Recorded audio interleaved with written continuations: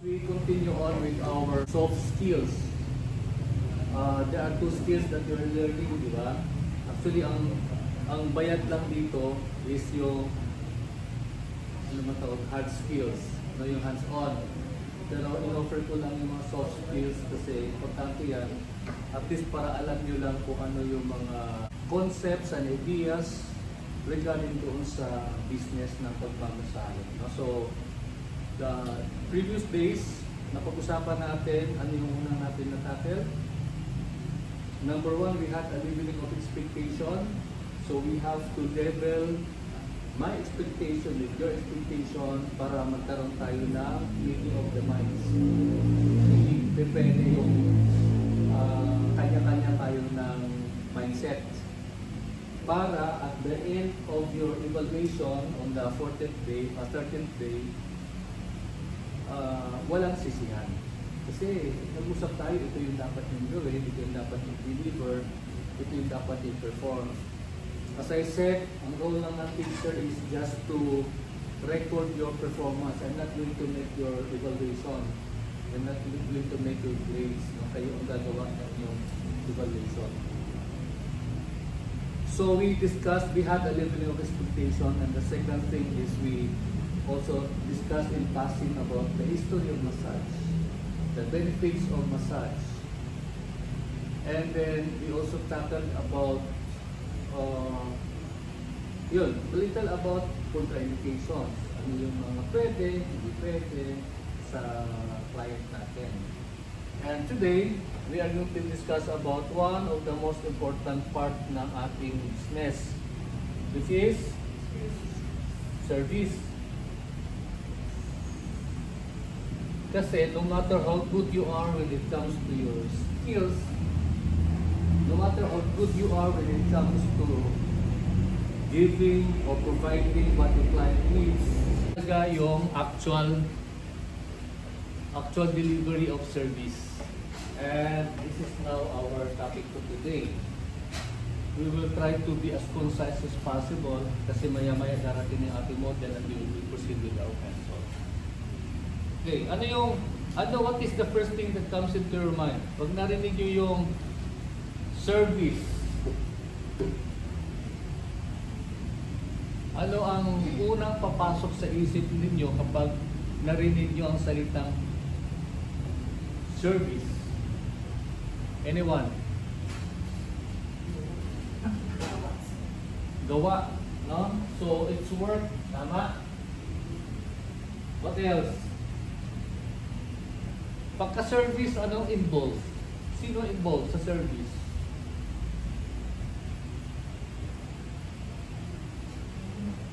Of course, yung worker at yung client. Wala naman sigurong work na walang but you don't get paid, wala namang payment na mangyayari kung walang provider, tayo yun, at walang client. Yan. Okay. So that is the ideal. Merong provider, kayo yun, at mayroong client. Sila yung people who avail of this service. Now, ang general idea is ito dapat ang tawag niyan, maganda yung relationship, di ba? Ideally, okay, walang hassle, the expected output at the expected service is being given, pero chances are merong mga kunting problema dito na part, no? Yung interaction ng dalawa. Bakit kaya may ganong problema? No? Kasi you cannot expect that the therapist will be able to, sometimes mga therapist na i-deliver niya yung gusto ng client and vice versa. Posible din na yung client magaling pero hindi naman nagko-compensate na maayos yung client. So there is a gap. No? Merong problema. Ngayon, one example is of course yung personality ng client.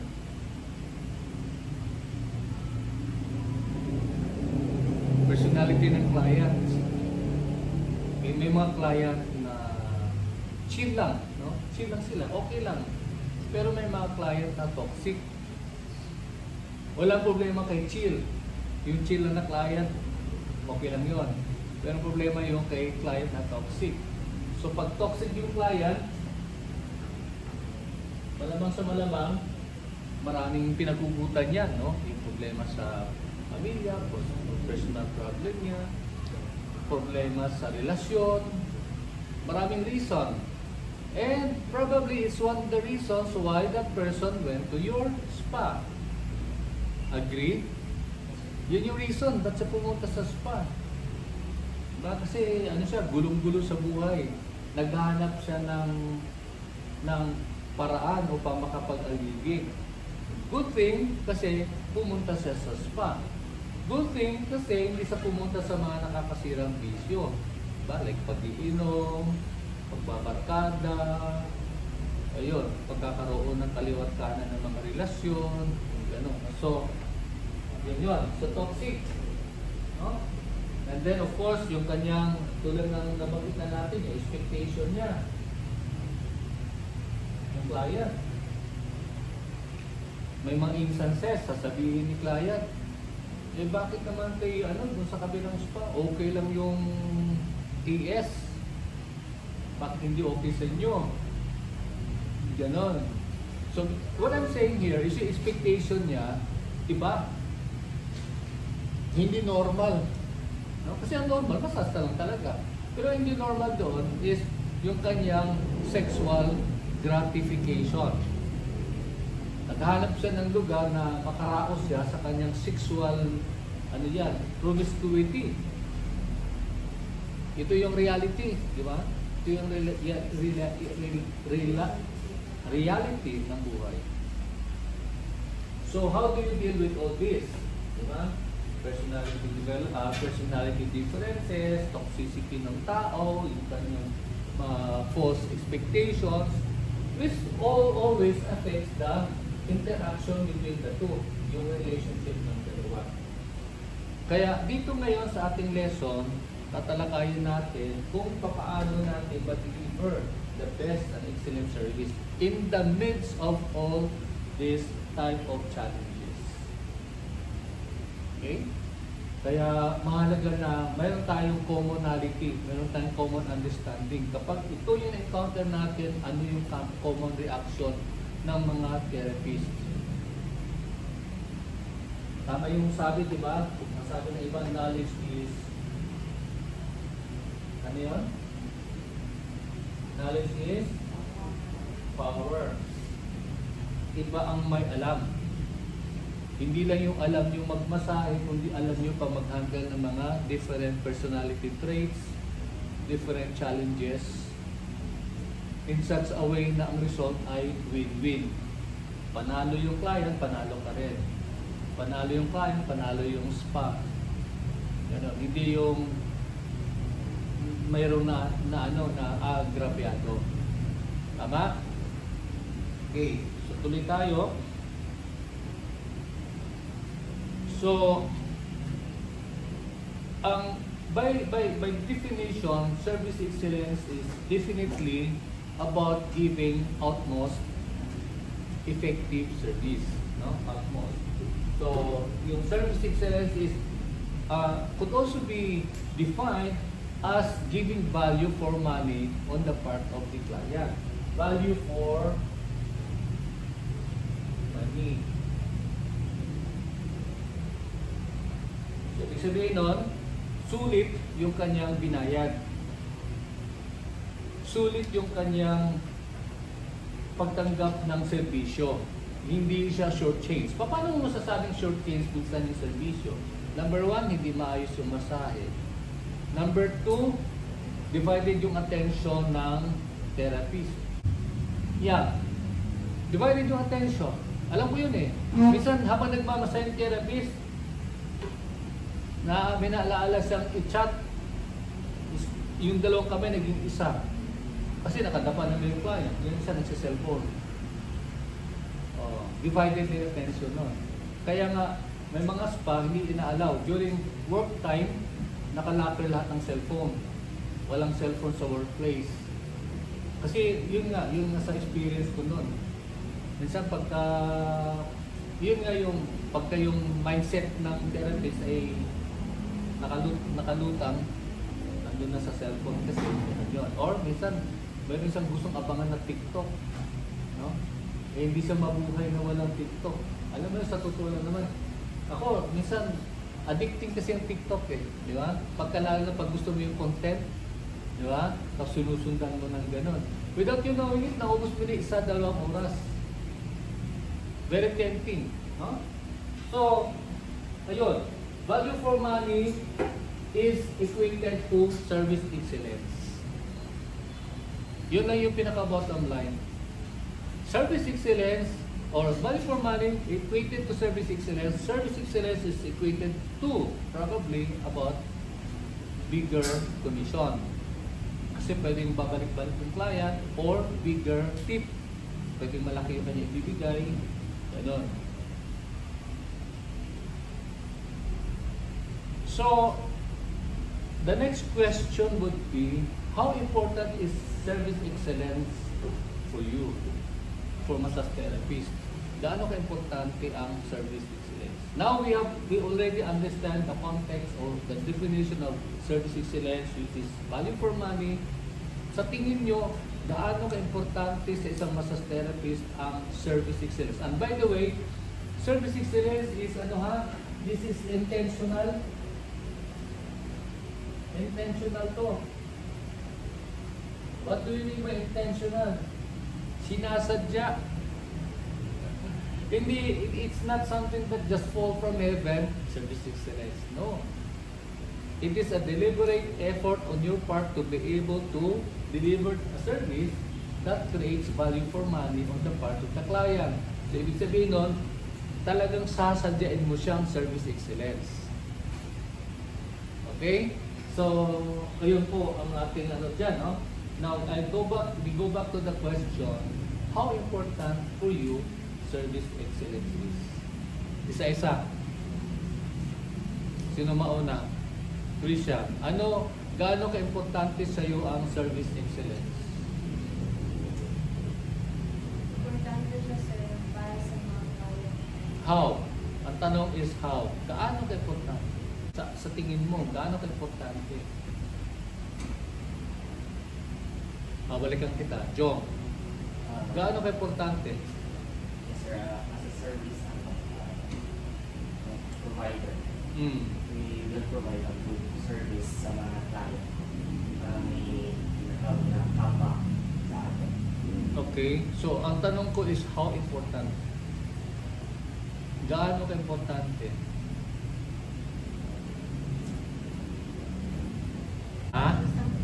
Kusang ginagawa? Yes, probably.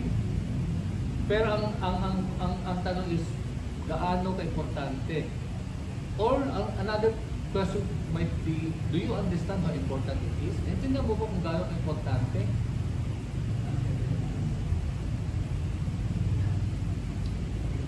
Or we go back to the old paradigm. Di ba nag-discuss tayo dati? May paradigm shift ng massage, the old and the new. The old is about simply giving massage. The new is about giving other, yung superb excellence. Si Gwen, gaano ka-importante sa imuha, sa tingin mo, sa iyo ang service excellence? In your own words lang, kung walang tama't maling sagot dito. Basta ako nagtatanong, walang tama't mali. Si Far. Sir, it is very important kasi if you have this service excellence as a provider, then you may have a good relationship with the client. Good relationship. Okay, so service excellence helps develop a good relationship. Tama, I agree with you, no? Good relationship. Good relationship normally refers to good sales. Kaya, importante yung PR. If you notice kahapon, di ba yung ating lakad kahapon, natatawa nga ako eh. Yung kay Payag na pinunta natin, yung may-ari, nagsisales talk kay Ma'am Bless. Si Ma'am Bless, nagsisales talk sa may-ari. Oh, sabi na may-ari, oh, balik mo din ma'am, tagaan mo ngani, amo na. Tapos ang amon nga yung kanilang yung talaba. Yeah. Yung talaba nila, sa ang ma'am, tagaan mo discount, gumaganon-ganon yung may-ari. Si Ma'am Bless naman, ma'am, kung may time ka mo, at mag-open me sa akong spa na mo trainer, mga therapist. Diba? So, hindi siya kontento doon. Talagang kinukuha niya yung commitment na, sige, ato po kung may time. Hindi lang yun, pati doon, pag-usapan na rin. Ayan yung, nagsisales na siya. And, by doing so, nagka-create siya ng relationship. Diba? Parang win-win. Sige, ato may dali, may time, pati ikaw, sa mo, kung may time ka. Ato mo ka sa mo, kinalan ni mo gown. Ato ka sa mo, kinalan ni mo bulig o tabang sa imong events. Now, PR, public relations is good. Pero, ang pinaka-importante, actual delivery of service. Tama? No? Dali naman kung magyaw-yaw. Pero ang actual ang mahirap. Just like sa restaurant, pag mag-atal mo menu, kinahanglan, lamig yun ang pagkaon mo. Kaya kung dili lamig, istoryahan mo sa mga pag-usapan ka ng client. Katulad ng dito, sino nagsabi, ma'am, ako ang hotel, pero dili lamig pagkaon. Diba? Ganun yun eh. Kaya importante yung packaging natin. When we market to people, ito yung ating gustong mangyari, ito yung ating capability to deliver, we must better make sure that we really deliver. Ako nyo? So, ganun yung natin, no? Yun yung pinaka-foundation ng ating discussion. No? Ngayon, paano natin ma-meet yung expectation ng client? That's the next thing that we have to ask ourselves. Sa marketing, ito yung promise natin, ito yung ating mindset sa kanila. But the moment they step into our door, that's going to be a different ballgame. The next thing is, paano mo i-meet yung kanilang expectations?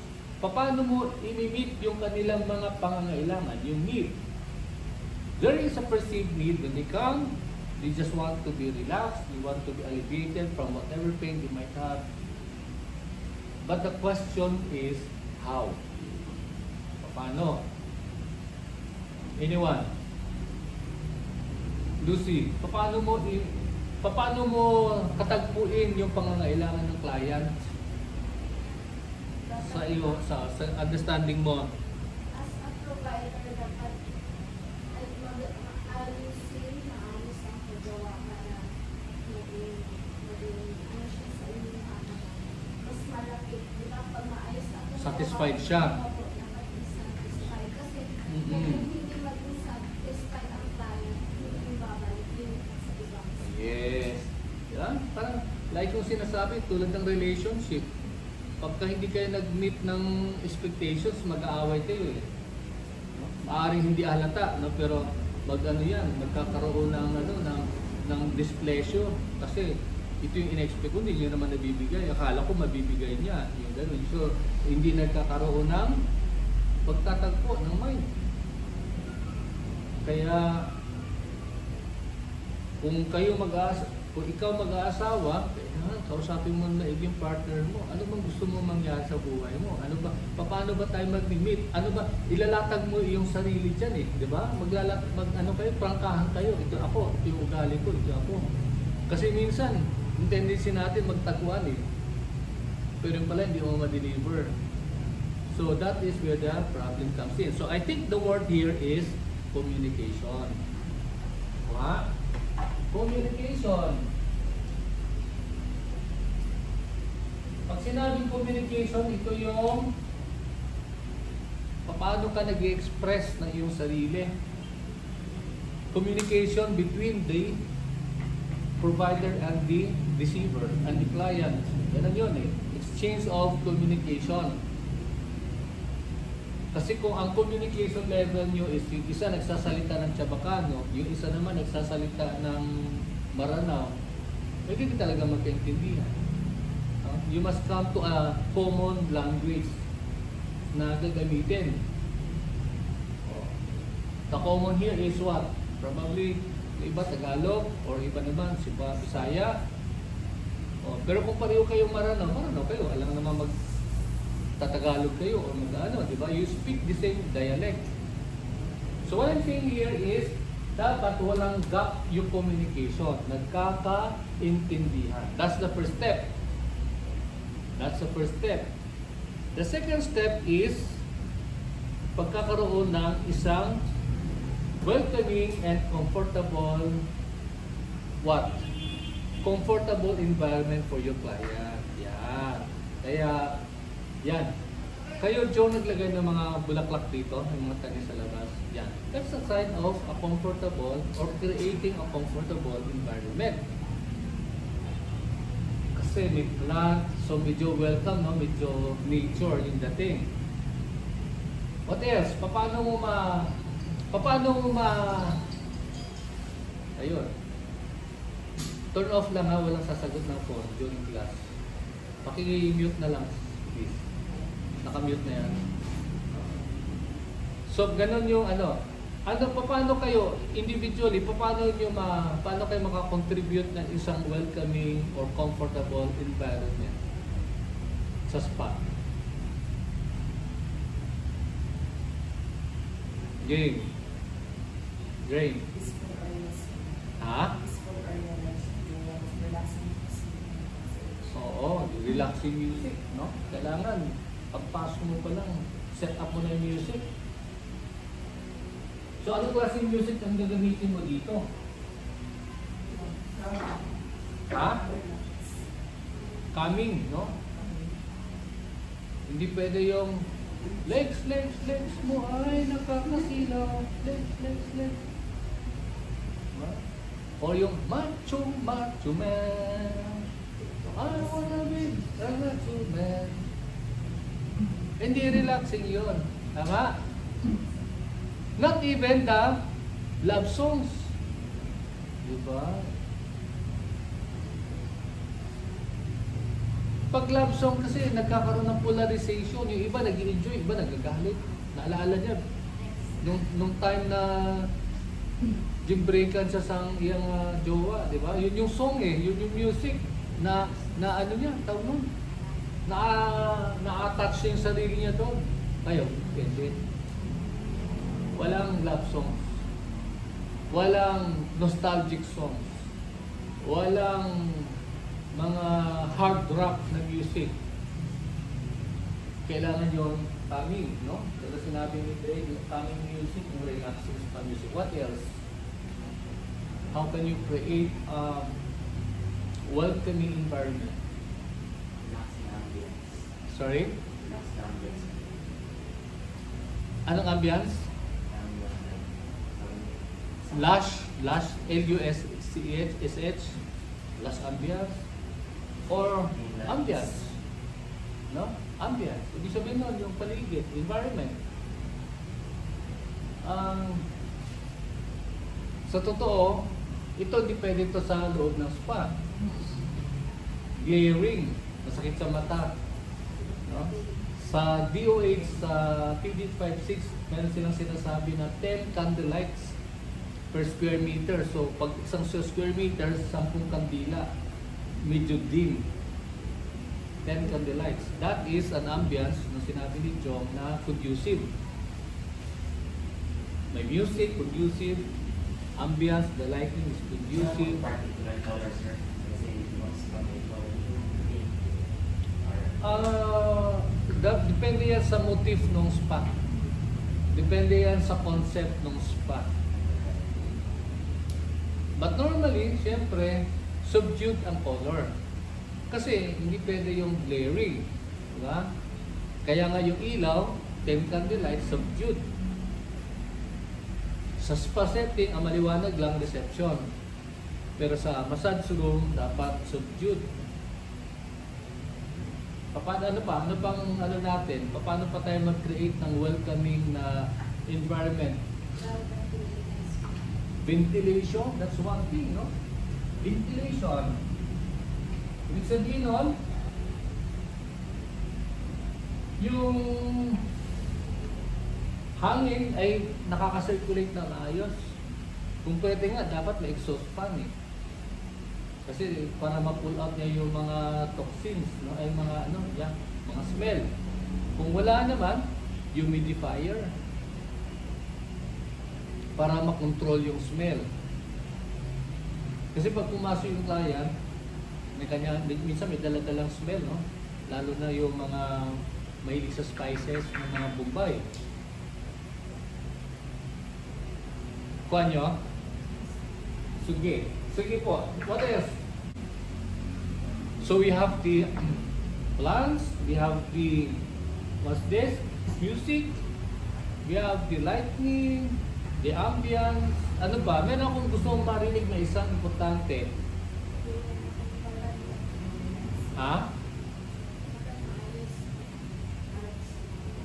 Yes, maayos yun. Dapat kasama sa ambience yun, no? Yung setup, maayos. Pero meron pa akong isang natingin ko lang maganda at importante na part ng service excellence. Ha? Grooming, that's one. Tama. Yeah, I agree with that. What else? Isang gusto ko talaga marinig na very important. Kasi, di ba, may kasabihan tayo, first impression is lasting, or the first few seconds of contact between the client and the establishment creates a bond. Ano yun? Paano nag-create ng bond?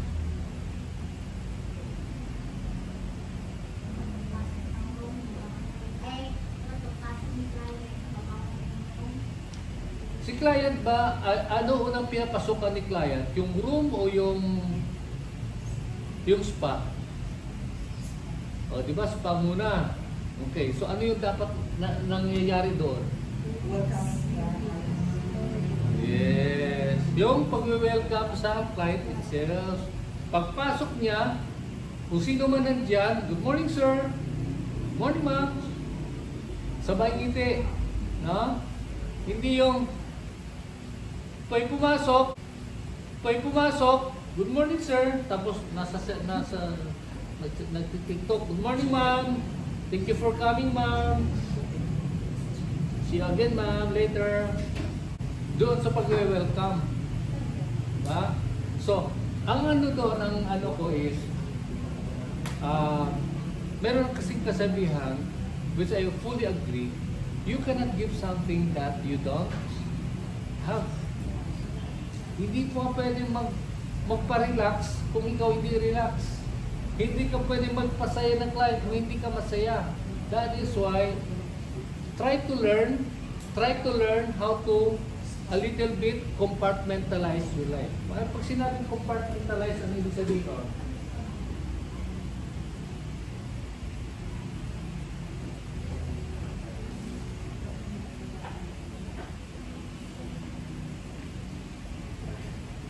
Paano? Pag sinabing compartment, di ba yung nakakahon-kahon siya?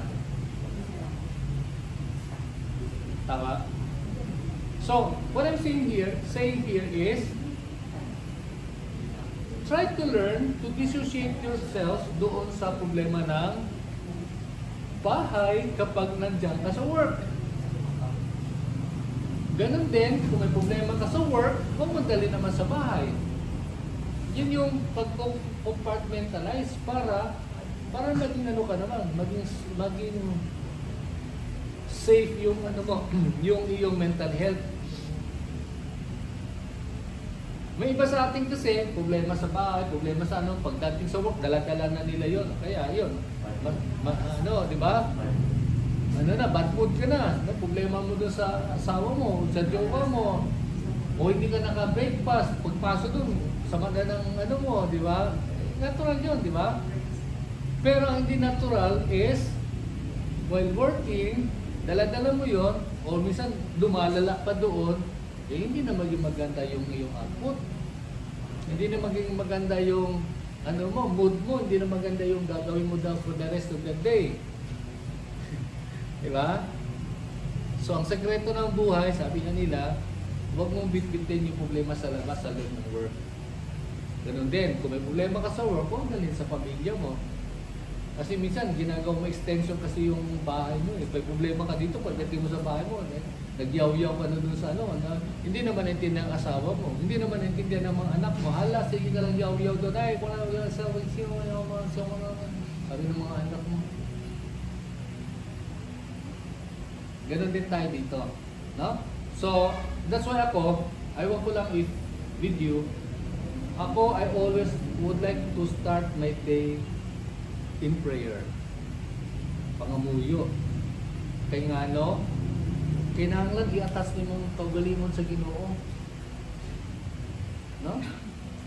Siya lang yung source ng energy natin. Siya yung source of life. Siya yung source of wisdom, patience, loving kindness. Diyos eh. Hindi mo naman makukuha yun sa barkada mo eh. Di ba? Barkada mo, pagkasama mo yun, pag-usapan nyo, pag umiinom kayo, pag-usapan nyo kung ano yung sama na loob niya. Gusto yun, dagdagan yung ano. Di ba? Eh, wala kang mariresolve. Di ba? Yun lang yung akin, no? That's why, for me, critical yung prayer. Critical yung putting yourself in the presence of God.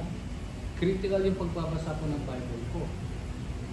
Because that sets me apart.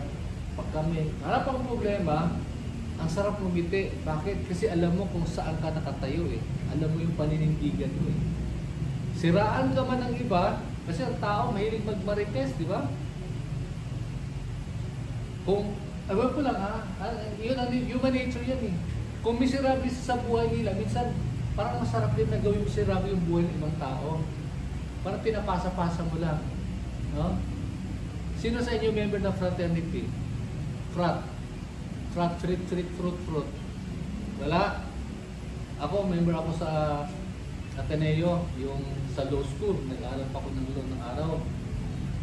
Nag-join ako ng fraternity, napansin ko kung paano sila binugbog ng araw, ganun din ang bugbog gagawin nila doon sa bagong new fight, no? Bagong members. Pinapasa-pasa nila. Kung anong hirap ginawa sa kanila, gusto nila maranasan din ng iba. Di ba? Parang may mali. So, yun yung sinasabi natin dito na Service Excellence talks about having a welcoming mood for your client.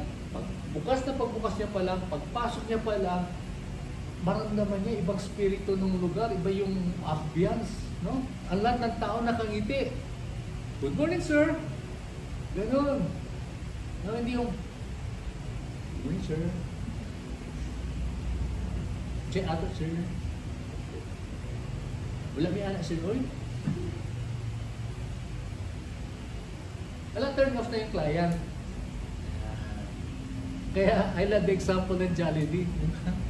Pagpunta ako ng Jollibee, magsi-CR lang ako, pagbukas, good morning sir, thank you for coming. Di ba? Oh, ganoon din, pag umihilang ako doon, di naman ako umorder. Paglabas ko, thank you for coming sir. Tama ka din sir. Ang sarap eh. Kaya parang, sige lang, kung may pera ko, babalik na lang ako. Di ba? Ganoon din dito dapat. Lahat ng mukha nyo nakangiti. Every person is important. Every person is ano yan? Customer. And customers are king and queens. That will set us apart. No? Kaya yun yung ako honestly sila ni tao dito, sila ni Shai dun sa front. Sila ba in charge sa front? Kayo tatlo in charge sa front? Sila lang. Ikaw anong role mo dito? Service. Ha? Service. Hindi, doon sa ano? Wala pa? Wala ka pa dito? Noon. Reception. Reception, parang gano'n, di ba? Ako, honestly, I like, maganda yung spirit nila eh. Maganda yung countenance, kaya magaan yung loob. May iba pagpasok mo, parang, hindi mo alam, parang bigat, parang, hindi ko naman ito kaaway ng araw. Ngayon lang kami nakita, pero ba't mabigat? May mga taong gano'n, di ba? Kaya iba turn off agad eh. Makita lang ng kunting mali, labas na yan. Hindi niya mag-ano. Pero ayun, nag-engage. So, in the same token, lalo niyo dapat ganun yung maramdaman ni client pagpasok niya sa spa. Okay, so let's proceed. Pangatlo, aside from having a welcoming and comfortable environment, and by the way, hindi ko alam kung paano yung gawing style to, bago makalimutan. Kasi, di ba, yung maganda kasi yung mayroon kang welcome tea. Pagpasok ng client, mayroong nakatoka siguro sa inyo, o ikaw pag may pumasok, ikaw mo ng tea or something. Mga ganon. Hindi ko alam kung paano gawin. Pero what I'm saying here is, doon pa lang ma-feel niya na agad. Kasi pag na-welcome siya, malamang sa lamang, hindi na yung aalis eh. Tutuloy-tuloy na yan eh. Mga ganong ano. Aside from the smile, kasi kahit na may tea ka, kahit na may coffee ka pa dyan, kahit na ano, wala kang mang smile, nakamukhang ubas, ano yan, pasas yung mukha mo, wala.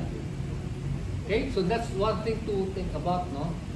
Hindi ko alam kung ano maging setup, pero dapat merong ganong konsepto na which is not common with the others, no? Sa iba after the massage. O yun, after the massage. Pero kung ako tanongin, before sana. Kasi ang point mo, capture mo siya eh. Oo. Wala nang atrasan eh, kasi na parang, andito na ako, na-engage na ako, nabigyan na ako ng na-try mo pala yun sa mga spa na iba, no? Mga ganun. Dito sa, ako ang suggestion ko, kung may time kayo, at kung may kunti kayong extra budget, o kung ayaw nyo naman, kausapin si Ma'am Bless, Ma'am, gusto namin experience yung sa spa dito, kasi para makompare nyo rin. Baka naman feeling natin tayo magaling, pero pag na-try natin yung mas magaling pala, ako, naiwan pala tayo. No? Feeling lang pala natin yon. Yung mga dapat yung kilalang high-end. Doon kayo mag-benchmark. Kasi wala na yan. Hindi na yung competition yan eh. Kayo na superior doon eh. Doon sa threat, doon sa mas superior sa yung feeling na sa ipil. Then you try to compare. Kung ako ang gagawa nito, paano gagawin ko para mas magaling ako? Sila sir sa enchantress. Doon ka galing? Nakapunta na kayo doon? Nakapamassage na kayo doon? Oo, yun. So how was it? Ano experience mo doon? Sige nga, share mo sa amin. Okay, maganda. Relaxing talaga. Ano ang nakita mo na pwede natin gayahin? Yan.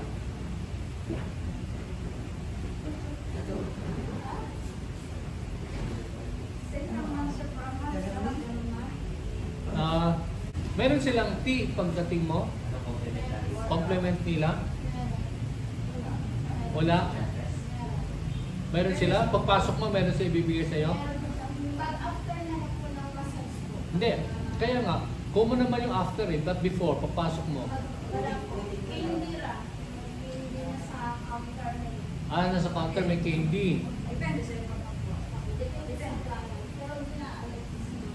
Oo. Ayun. Yun, maganda yun. Candy. Tapos, ano talaga ilang indoor ka ay pagpasok mo pa ng Ang ano doon yung scent maganda. Refreshing. Probably may lavender sila. Alam mo yung ibang style kasi, ganito. Pag may magsunod ng client, nasa ginagunitan nga sa sprayer. Pag may magsunod, good. Bango. Yeah. Ano yun eh, para-paraan lang eh. Di ba? Pero kung wala client, wala sa scent. Pero pag may magsunod, bango dito ah. Para-paraan lang yan.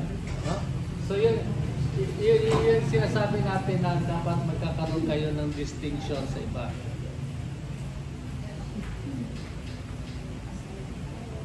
Okay, yung pangalawa, ay yung sumunod is technical skills and expertise. So yun yung actual na massage procedure. Yun yung tinuturo natin. And hopefully, kapag na-master niya yung mga massage modalities, then We'll be able to come up with what? We'll be able to come out with your own signature massage, mga ganon, no? Kaya nag-invite si Ma'am Bless, sabi niya, yun nga, galing na ako doon sa, ano pangalan ng spa na yun? Ng essential oil. So depende yan sa management kung ano yung style na gagawin, no? Pero pwede kayo mag-suggest kung paano.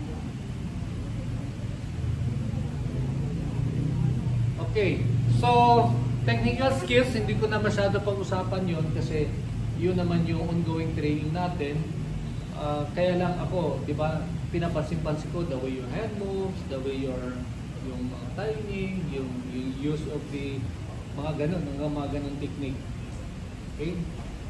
Kaya lang as I said, ongoing pa man yung training and hindi ko na in-expect na lahat kayo ganun na yung gagawin. Pero nakita ko yung progress. I'm very very proud na maganda yung progress ng grupo. The next one is the next item is empathy and emotional intelligence. Empathy. Ano ang ibig sabihin ng empathy?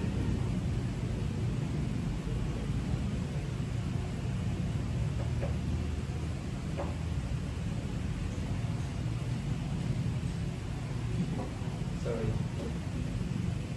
Empathy. Anyone, ano ibig sabihin ng empathy?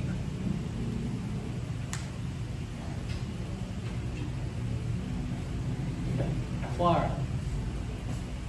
Sir, how you paano pakiramdaman yung client? Okay. Putting yourself in client's shoes. Ibig sabihin nun, nilalagay mo yung sarili mo doon sa client. That's empathy. And empathy really is very necessary, very very important for people like us. Kasi ang goal natin is paano sila ma-relax. So dapat ganun yung mindset natin, 'di ba? Like kung ang aking conditioning sa inyo, bawat may pumapasok, bawat may client, you put yourself sa shoes ng client. And what does that mean? Ibig sabihin nun, bakit siya pumunta rito? Eh, hindi naman pupunta dito kung walang pangangailangan eh. And that's obviously relaxation. That's obviously para ma-relieve siya sa kanyang mga burden, mga challenges niya sa buhay, mga pasanin niya sa buhay. Tama? So you put yourself doon sa shoes niya, kaya hindi ka mag-react agad ng kapag ka medyo mataray-taray yan. Kasi may mga mataray na client na papasok eh. At saka minsan parang demanding. Diba? Pagpasok niya, gusto ko magpamassage. Ano bang meron dito? Oh, bakit ganito yung nyo? Nasaan ba yung nyo? Ba't wala kayong menu? Ganun eh, taray-taray na yan, di ba? Kaya, tulad sinabi ni Park, you empathize with the client. Ibig sabihin nun, mayroong pinagdaraanan siya. Huwag mong tatapatan yung katarayan niya. Di ba? Pag sinabi niya, bakit ganito? Yan lang naman eh. Kung ano nandiyan ma'am, yun ang sa namin. O di, wala na yun. Conflict na yun. Conflict na yun. So kailangan marunong ka mag-balance eh. Ito yung mag-lie low. Parang away mag-asawa, di ba? Pag yung asawa mong galit, huwag mo sabayan ng galit. Kalma ka lang. No? Siguro, may problema yan sa opisina. Ganun ka, di ba? Yung giving the benefit of the doubt. Kasi medyo gaganda pa rin yung kasi sa buhay naman wala namang buhay o relasyon, walang conflict. Part ng buhay natin yun.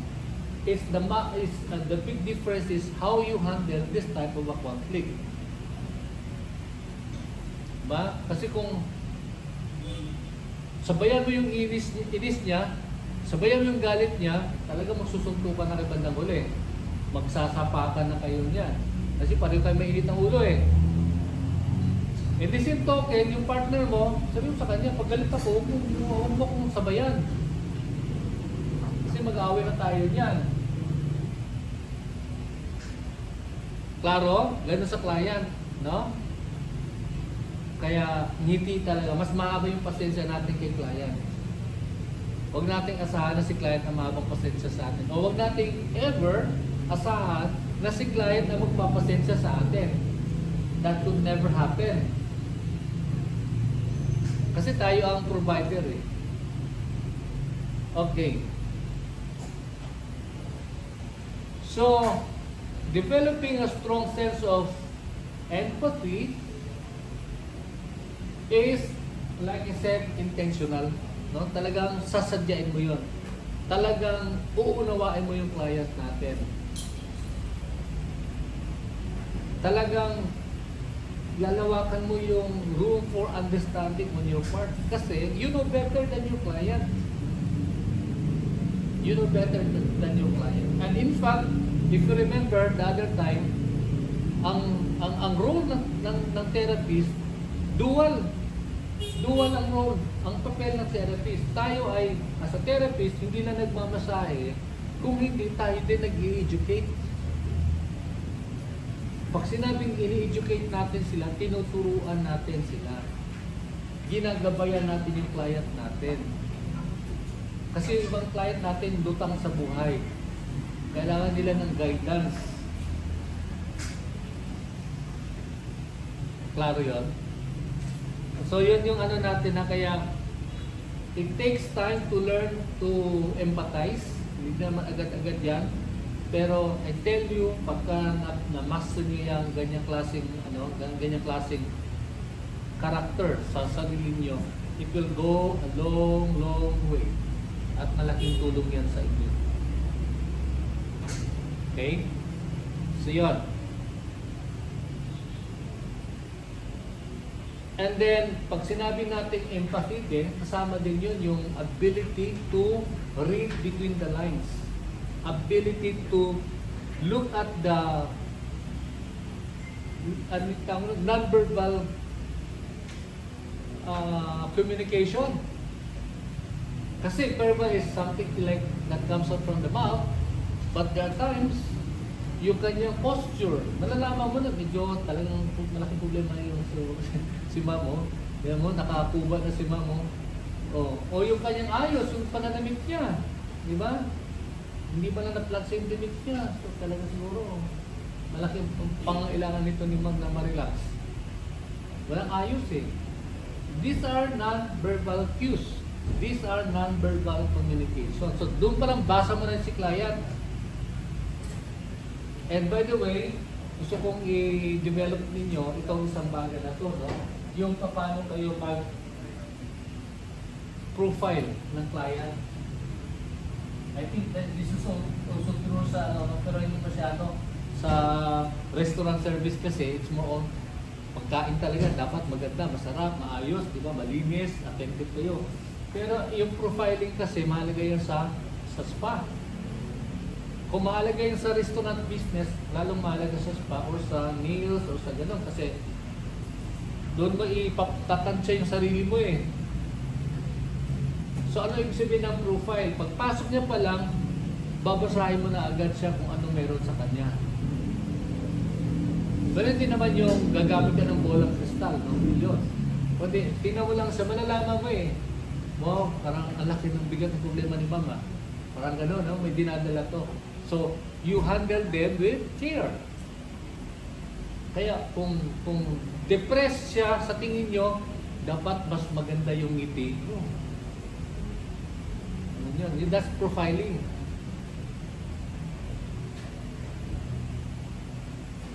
So, you learn these things through time. Hindi mo makukuha yan ng isang upuan na, isang leksyon o isang lesson. No, you develop this through time. Okay? Ayun. Punta na tayo ngayon doon sa next mahalagang aspeto ng service excellence is yung professionalism and ethics. So dito papasok yung mga abuse na yan. Diba? So, paano ka maganda ng client na abusive? Ayun, na-mention ko na sa inyo, di ba? There are two types of abuse. One, verbal and non-verbal. Verbal is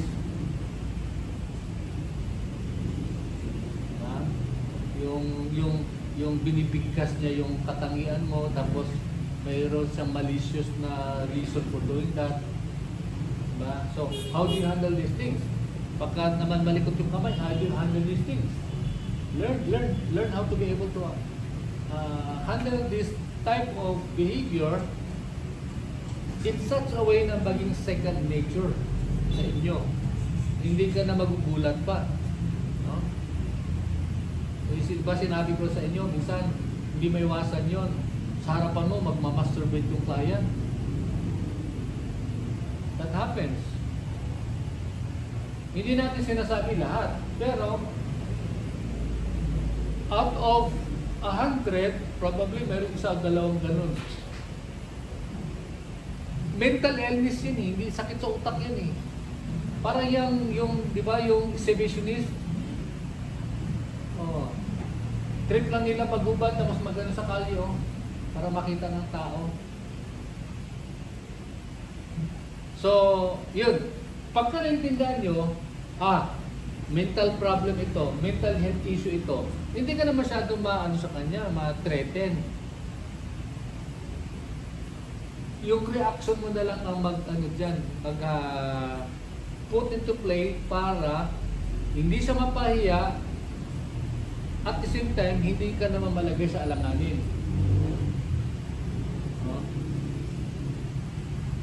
Ako, sa case ko nga hindi naman ako direkta na sa spot, pero there are times, kasi trainer, ganun. Meron ako na experience na may dumating na foreigner at gusto magpamassage.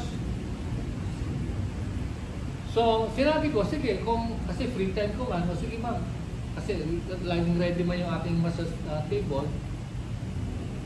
Sarapan ko humubad, babae. Ay, mom. Ganon.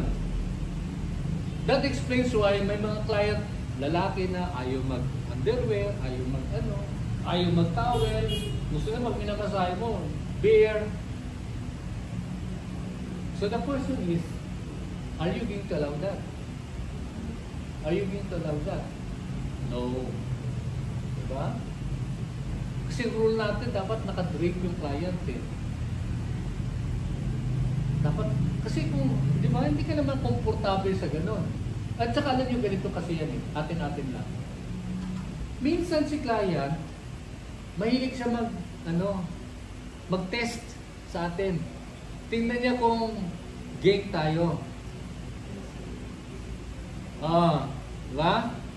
One example is, like home service. Sinasabi ko lagi, pag kayo nag-home service at alam ninyo na kayo lang ang tao sa bahay, huwag kang pumayag na ilalak yung gate. Kasi pag na-notice mo nag-lock siya ng gate at alam mo kayo lang at wala lang sa'yo, that means nagbigay ka na ng permission. Okay, may privacy kami. Pero kung nag-react ka, lalo na minsan sa room, sa kwarto,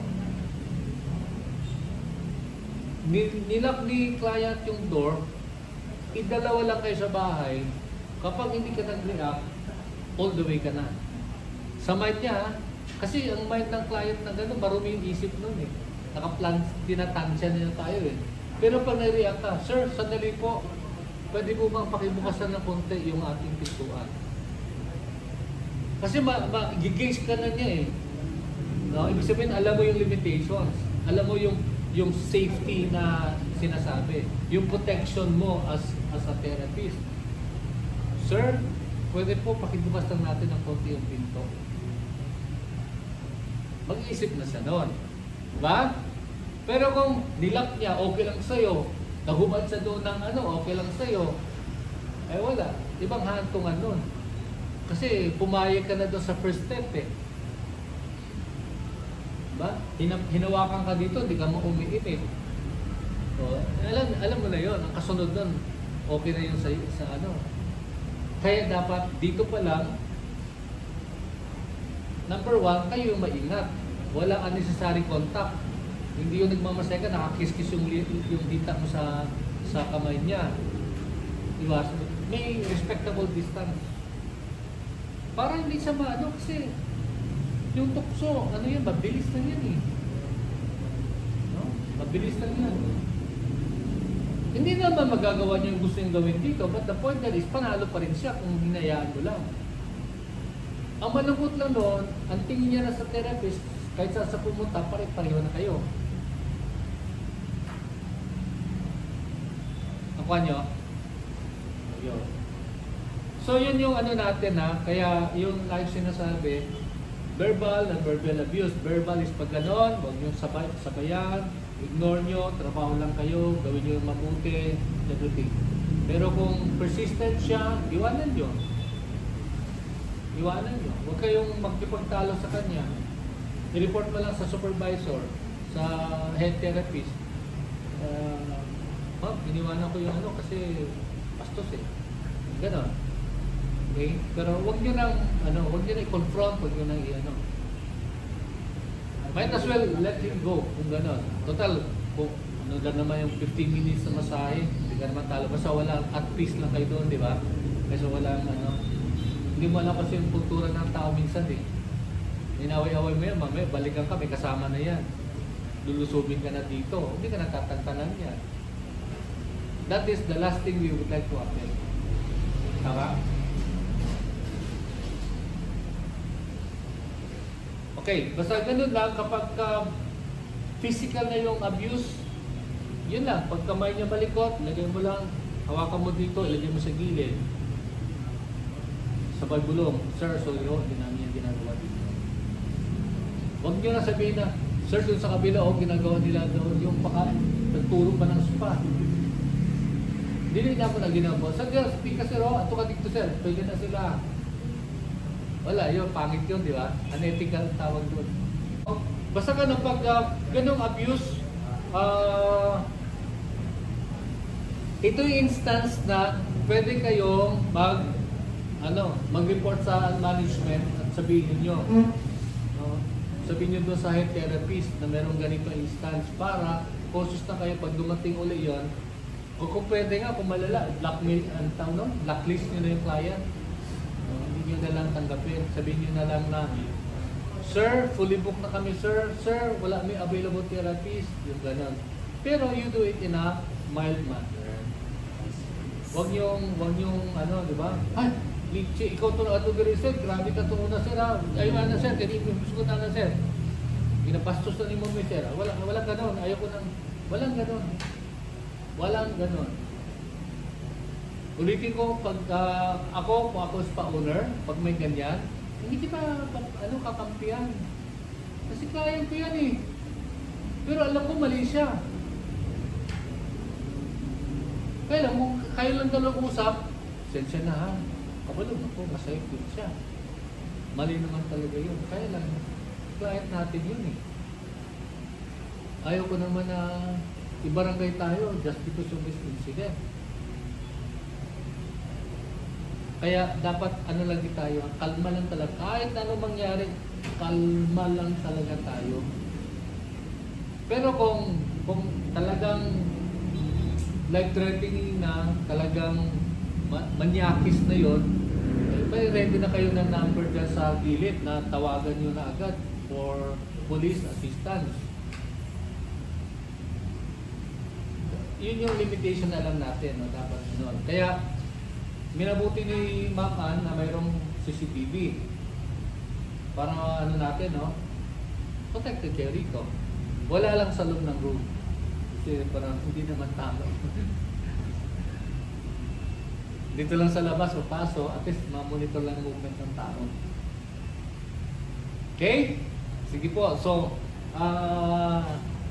in summary, tulad sinabi natin kanina, we have to make service excellence as intentional part of our work. Part ng ating yan. Dapat lagi yung mindset natin na gano'n. We would like to be able to deliver excellent service, and then ang ating tulad ng banggit natin kanina, we define service excellence as giving value for money sa client natin. And then of course, sumunod na doon yung ating pagkakaroon ng pangunawa sa expectation ng client. We have to meet their expectations as much as we can. And then sumunod naman doon ay pagkakaroon ng magandang effective communication skills. No? The way we communicate with them with a smile, no? And of course with a happy heart. And then providing a welcoming and comfortable environment. No? So, I don't know kung ano yung maging yung standard procedure. Pero ako man tanungin, mas okay yung mag-offer tayo agad na balik lang yung isang maliit na tea na gano'n, lagay mo lang sa plata na maliit. Kahit na hindi niya na inumin yun, the mere act na in-offer mo, malaking bagay na yun at tinanggap niya, malaking bagay na yun. Kahit na hindi niya pa inumin. Probably before and after. Huwag lang kayo gumamit yung malaking tea na gano'n at teacup na gano'n. Lugi na kayo nun kasi hindi, matagal ubusin yun eh. O, hindi naman aalis agad yun. Pero yung maliit lang, yung gano'n, yung parang sake na di ba? Yung cup na gano'n. Tapos meron lang kayong, yun, kung may time tayo dyan sa may Korean na baka meron silang kitel na maliit, na gano'n. Gabay lang, talaga mo na lang gano'n. Okay, masaya na yan sila. The mere act of offering that one, malaking bagay na yan sa kanila. What else? Yung technical skills, galingan natin, sayang natin, no? And then of course we learn to empathize, pakiramdaman ni si client, mag-profile ta sa kanya pagpasok niya, and then anticipate natin yung need. Pag nakita niyo si client naghubad ng shoes, walang katabing slippers, offer kayo ng slippers. Importante yung slippers eh. Basta nakita niyo naghuhubad na ng shoes, dapat may katapat niyo na slippers. Kung nakita niyo siya may kinakrampol na papel, anong gagawin niyo? Turo niyo na yung garbage can. Or i-open niyo, sir, ako na lang maglabay sir. Ganon, yung mga maliit na bagay na ganon, ma-appreciate niyo yun eh.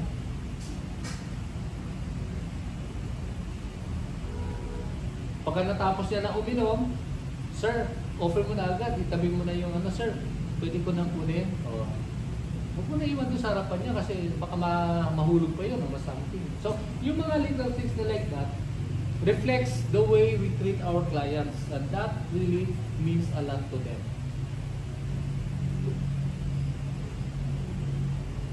Okay, so yun yung panghuli natin dito is yung ating parts of the being to empathize is also to handle difficult clients.